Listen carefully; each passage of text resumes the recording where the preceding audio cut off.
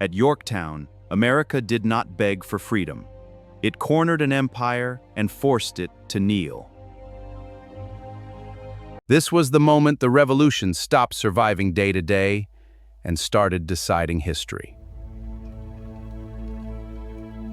Britain still had troops, guns, ships, and pride, but all of it was drifting toward one trap.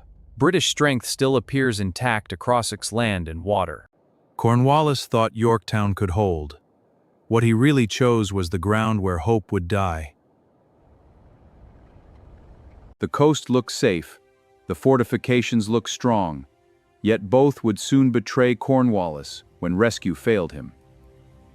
For years, the colonies had bled, starved, retreated, and endured, but endurance was not victory. Now they needed one blow so sharp that even London could no longer pretend the war was winnable. Victory would come not from glory, but from timing, pressure, and a coast sealed shut against Britain. Yorktown turned deadly when its walls began depending on a rescue that would never truly arrive. British walls hold intense size while their survival to will outside. One British army stood with its back to the water, unaware the sea behind it was turning hostile. British troops based inland into Coaligan from refuge. Washington saw the opening, and once he saw it, he moved before doubt could slow the strike. He had spent too long fighting to survive. Now he marched south to finish what survival had begun. Beside him came Rochambeau and French regulars, proof that the rebellion had become something larger. This was no reckless dash. It was a masked movement built on secrecy, distance, and nerve. If Britain understood too soon, the chance would vanish. If it understood too late, the army was doomed. While Cornwallis waited in Virginia, the real war moved around him, tightening slowly like a closing jaw.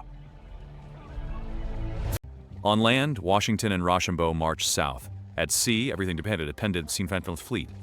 On land, and the unseen at sea holds the fate of the siege in suspense. Without Chesapeake control, Yorktown could still breathe. Once the bay closed, the town would slowly suffocate. Then Admiral de Grasse arrived with the French fleet, and the entire geometry of war changed. His arrival did not merely strengthen the Allies. It threatened to cut the British army off from life.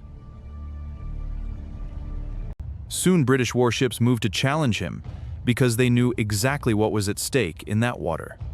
British warships turned to French fleet of Rochambeau. The clash that followed was not a cinematic massacre, but its result was more lethal than spectacle. The fleets engage in controlled violence on open water where the decisive result matters more than visual carnage. Britain failed to secure the Chesapeake, and that failure rolled like thunder into Yorktown's earthworks. News of British failure at sea lands inside Yorktown like shock through timber, earth, and exhausted nerve. In one strategic turn, the sea stopped being Cornwallis's shield and became the wall behind his back. That was when the trap became real. Even if the men inside had not yet felt its full, Town's defenders remain in place as the trap closes fully around them before its full pressure reaches their faces. A British army can fight hard, but it cannot outrun defeat once the map itself turns against it. British troops hold their discipline while the rivers and coastline quietly turn the map itself into an enemy. Then the Allied columns arrived, Americans and French converging with the cold purpose of encirclement. They did not come to gamble in one wild attack. They came to surround, dig, measure, and break. Yorktown would not fall through romantic fury. It would fall through discipline sharpened into pressure. Allied siege lines take form in controlled silence. Disciplined pressure becomes the true instrument of destruction. Once the ring formed, every passing hour pressed harder on British nerves, supplies, and belief. Cornwallis held roughly 8,000 men, battle-tested troops who still trusted their training and guns. Veteran Brit troops steady inside, they're relying on drilled, disheartened experience and their guns. Inside the works, they had redoubts, artillery, and order, but none of those things could reopen the bay. British defense remained organized inside beyond them. The Allies brought larger numbers, French engineering, secure naval support, and rising confidence. Allied power gathers around Yorktown with greater numbers, French engineering, secure backing. Yorktown sat on a peninsula, And courage feels different when rivers and coastline narrow every escape. Courage seems confined by rivers for shoreline and the absence of any road out. Now geography joined the attackers, turning the land itself into an ally against Britain. Rivers, shoreline, and siege ground align with the attackers until the land itself. Washington's army spread across the ground, marking lines where hope and artillery would soon collide. Washington laying down the lines where siege, hope, and artillery violence will soon meet. Then the digging began. Trench after trench clawed forward while British cannon searched the darkness. Men hauled timber, tools, and earth under fire, working like shadows in a field lit by war. Allied labor crews hauled timber, tools, and wet earth through artillery flashes. Every yard mattered, because each yard meant Allied guns could come closer and strike harder. Each hard-won yard of trench brings the Allied artillery nearer, until distance itself starts dying under the siege. This was not chaotic battle rage. It was destruction measured in angles, distance, patience, and nerve. The siege advances with measured calculating and patience. Soon batteries rose into place, and the siege found its voice in smoke, thunder, and splintering wood.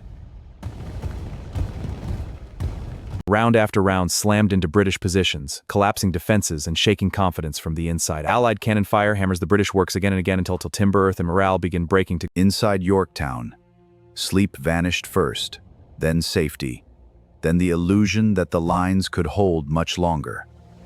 Bombardment turned routine into dread, because no wall feels strong when the earth beneath it keeps jumping. A siege does not need one glorious charge. Sometimes it wins by making each hour feel less survivable. Still, 2 British redoubts stood forward, blocking the Allies from tightening the noose at close range.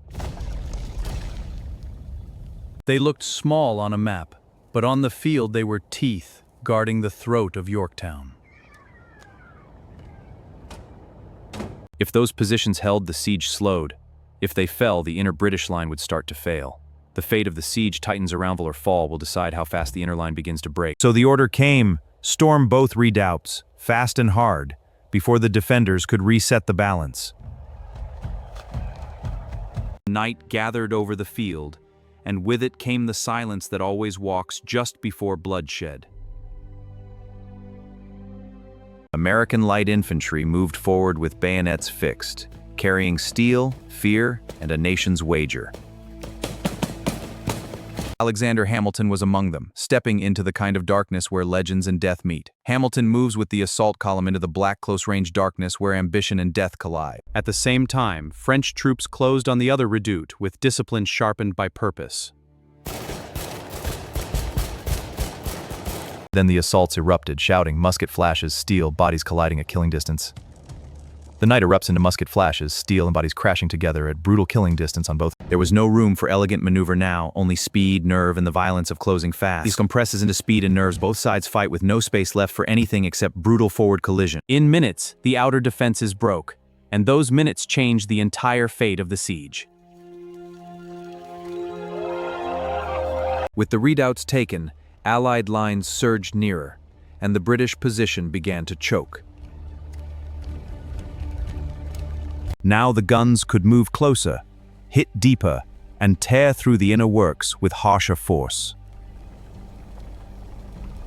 Yorktown was no longer merely under pressure. It was being opened, layer by layer, toward collapse. For the men inside, courage remained real. But courage could not rebuild broken earth under non-stop fire. Allied artillery intensified, smashing shelters, crippling guns, and filling the lines with wounded men. Each impact stripped away another piece of certainty, until endurance itself began to resemble defeat. Cornwallis still had soldiers willing to fight, but willingness means little when options die one by one. He no longer needed a brave pose. He needed a road, a gap, one path back into motion. One final gamble emerged. Cross to Gloucester Point and break out before the trap sealed forever. Boats were gathered in darkness, and for a brief hour survival seemed barely possible. If that crossing worked, Britain might save the army. If it failed, Yorktown would bury its last hope. Then the weather turned violent, winds tearing across the water and ripping order out of the escape. Boats were scattered, confusion spread, and the breakout collapsed before it could become salvation. That storm did more than disrupt movement. It killed the final believable story of survival. Now Cornwallis had lost the sea, lost the outer works, and lost the last road out. This was the real breaking point, not one explosion, but the slow death of every remaining option. The British army was still armed, still proud, still standing, yet war had already turned against it. Once an army sees no path left, defeat enters long before surrender is ever spoken aloud. Soon the British asked for terms, and the revolution crossed from endurance into decision. We request terms of surrender. The terms will be considered. Soon the British asked for terms, and the revolution crossed from endurance into decision. My lord, the request for terms. Very well. Let it be recorded. For years, the Americans had fought like a cause trying not to die. Now they looked like a nation. They had endured hunger, freezing camps, retreat, mutiny, and the fear of total collapse.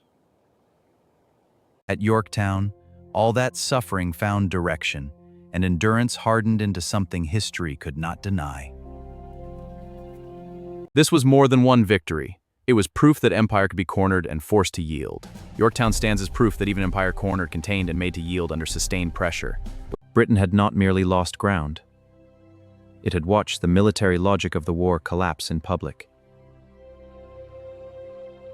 The surrender in October 1781 did not finish every formality, but the outcome was now exposed. After Yorktown, diplomacy still waited ahead. Yet the heart of the war had already been struck. What collapses at Yorktown is not just a fortified position in Virginia, but the belief that rebellion can still be reversed. That is why Yorktown still burns in memory. Not as myth, but as a verdict forced into history. It proved that alliances matter, timing matters, and stretched empires can be broken at the edge. It proved that one trapped army can become the weight that drags an entire war to the ground. And it proved that independence was not handed down by mercy, but taken through patience and fire. Before Yorktown, America was still fighting to be believed. After Yorktown, Britain had to reckon with it. After Yorktown, the American cause stands no longer as a plea for belief, but as a fact Britain must confront. The road to nationhood was paid in mud, smoke, hunger, fear, and men who kept moving anyway. The cost of nationhood remains visible in mud, smoke, hunger. At Yorktown, the revolution did not simply survive. It forced an empire to admit America was real.